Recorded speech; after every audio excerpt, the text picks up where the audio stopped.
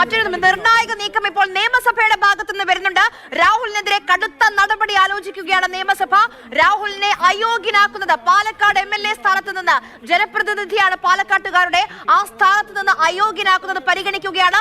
നിയമോപദേശം തേടാൻ ഒരുങ്ങുകയാണ് speaker AN Shamseer. Ethics and privileges committee പരിശോധിക്കുമെന്നാണ് സ്പീക്കർ പറയുന്നത്. പരാതി സംബന്ധിച്ച് MLA-മാർ ചോദിച്ചിരുന്നു.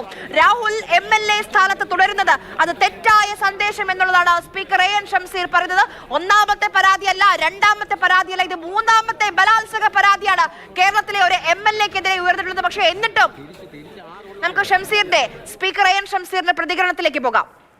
പാർട്ടി പുറത്താക്കിയതല്ല, അതിലിപ്പോൾ സ്പീക്കർക്ക് പ്രത്യേകിച്ച് റോളൊന്നുമില്ല. അവരുടെ പാർട്ടിക്ക് ആരെയും പുറത്താക്കാനും എടുക്കാനും തിരിച്ചെടുക്കാനുള്ള അവകാശമുണ്ട്. ഒരു വലിയ പാർട്ടി എന്ന നിലയ്ക്ക് അവരെ പുറത്താക്കി, അതിൽ സ്പീക്കർക്ക് റോളില്ല. ഇപ്പം ഞങ്ങൾക്ക് ചെയ്യാൻ പറ്റുന്ന കാര്യം, നിങ്ങളുടെ ചോദ്യം ഡിഫെക്ഷൻ ആണെങ്കിൽ അതിൽ ഞങ്ങൾ ലീഗൽ എക്സ്പേർട്സുമായി കൂടി ആലോചിച്ച് വേണ്ട തീരുമാനം. ഞാൻ പറഞ്ഞല്ലോ, അത് തെറ്റായ സന്ദേശമാണ് നൽകുന്നത്. പക്ഷേ ഞങ്ങൾക്കും നിയമത്തിനുള്ളിൽ നിന്നുകൊണ്ടേ പെരുമാറാൻ പറ്റും. നിയമോപദേശം തേടിയിട്ടുണ്ട്. അയോഗ്യനാക്കുന്ന കാര്യത്തിൽ രാഹുൽ മാങ്കുളത്തിനെ MLA സ്ഥാനത്ത് നിന്ന് അയോഗ്യനാക്കുന്ന കാര്യത്തിൽ നിയമോപദേശം തേടിയിട്ടുണ്ട് സ്പീക്കർ, നിയമസഭ എന്നുള്ളതാണ് സ്പീക്കർ AN ഷംസീർ അറിയിക്കുന്ന കാര്യം.